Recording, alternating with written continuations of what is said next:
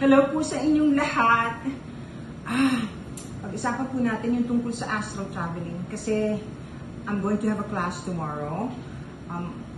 Medyo nadagdagan yung mga estudyante ko. I had to accept more kasi ang dami pong nagpapalista. Normally kasi hindi pa ako tumatanggap ng marami.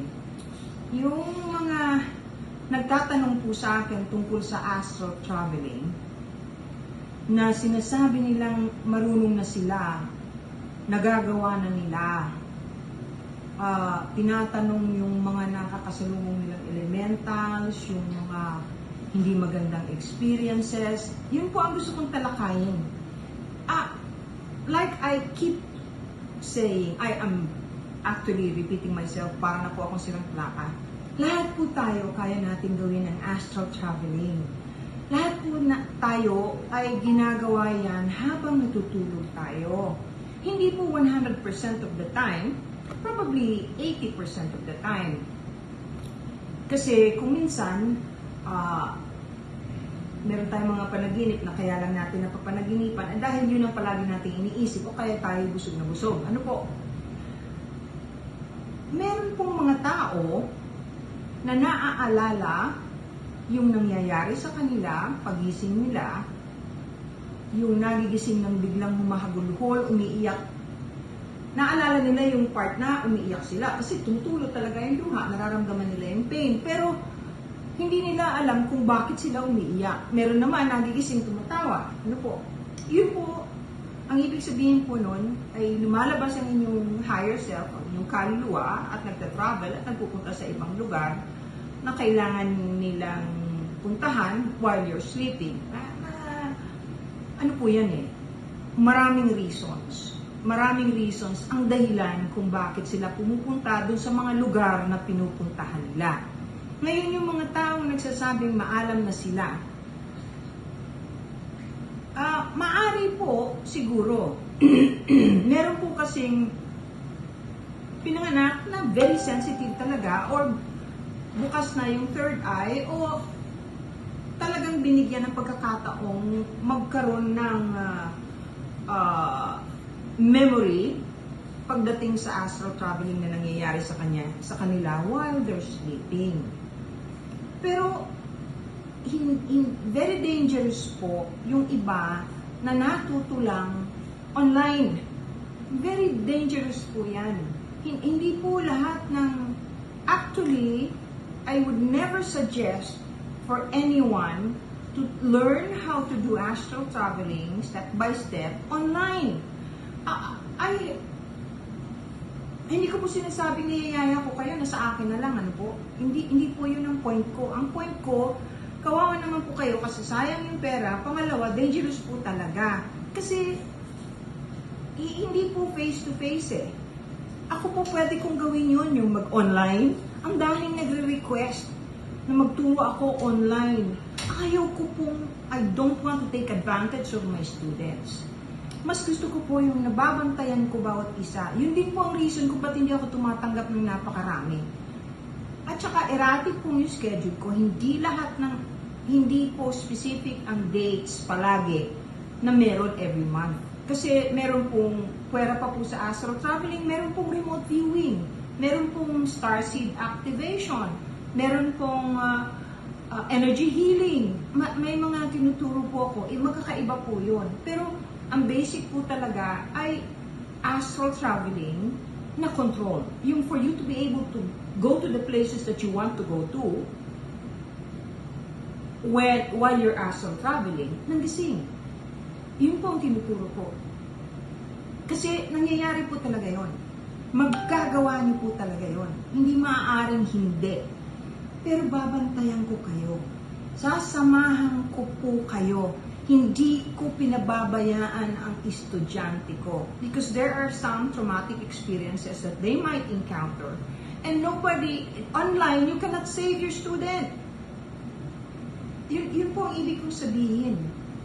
Nauso na kasi yung online, pinagkakakitaan talaga. I don't blame people who would try to learn online. Kasi baka wala namang ibang paraan, kundi yun lang. Pero mag-iingat po kayo. Kasi marami pong steps yan. Hindi po yan basta-basta gagawin. Lalong-lalo na po, yun naman pong ibang merong klase talaga. Ay, bato-bato sa langit, ano po, meron tayong kasabihan na gano'n, ano po. Meron ding nagtuturo na face-to-face. Ang dami nilang estudyante. Pero pinaiinom po o pinatitake ng mushroom o ng ayahuasca, hindi po hallucinogen po yun.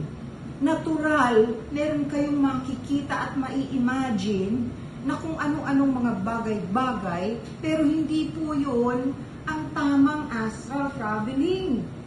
Nag-hallucinate po kayo. Kaya nga po, hindi mo mabibili yan, walang magre-reseta sa'yo ng doktor ng mushroom o ayahuasca. Wag po, I would not recommend. I'm really worried about people who would just take it. Titira kayo nun. O hindi po alam ng kung sino man pong nagtuturo sa inyo, ang health issues ninyo. Hindi po lahat ng tao ay hindi atakihin sa puso o makakabalik pa pag may kasama pong ininom o tinake na bagay para lang makapag-astral traveling. Nung araw po, usong-uso yung acid. Kapiraso lang lalagay sa bibig. Pagkatapos yung iba po lumulundag sa taas ng building. Kasi ang kanilang hallucination, sila ay maaaring lumipad. Kaya maraming namamatay. So, yung akin po ay paliwanag lamang kasi gusto ko po kayong tulungan. Alam niyo po, itong klase ko, this is the cheapest actually because I really want to help. Namimili pati ako kung sinong pwedeng makatulong maging starseeds para, well, to save our planet, to help save our souls, yung para mailapit spiritually kay Ama. Yun po ang purpose ko, para magamit ang whatever it is that you learn from me, regardless of whether maging starseed kayo o hindi. Makakatulong po ito ng husto sa inyo. Kasi once you learn how to do it, you will calm down. Kasi alam mong may way ka to find out kung anong nangyayari sa ibang lugar o sa mahal mo sa buhay. At saka, hindi ka na po masyadong mahuhook sa internet because you can go places without the internet, without spending any money. Ang dami pong advantage ng mga taong natututo ng controlled astral traveling. O tomorrow po is Saturday, June 28. May mga estudyante na po ako. Huwag niyo pong kalilimutan yung billing ko. Isa pa po, ang importante sa lahat, yung magdasal. Kasi meron pong mga nagme-message sa akin na nasa akin ang spirit guides ko, kausap ko sila, katabi ko ang Diyos. Katabi mo pala yung Diyos. Ba't ako tinatanong mo? Bakit di mo tanong sa Diyos?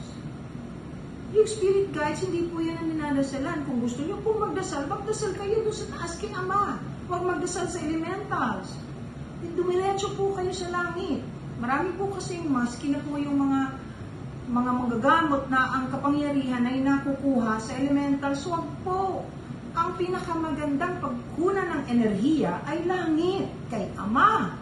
Pag binigay po sa inyo yan, guaranteed hindi kayo wala kayong pagbabayaran. Bagkus, para po kayong naguhulog sa alkansya ninyo sa langit.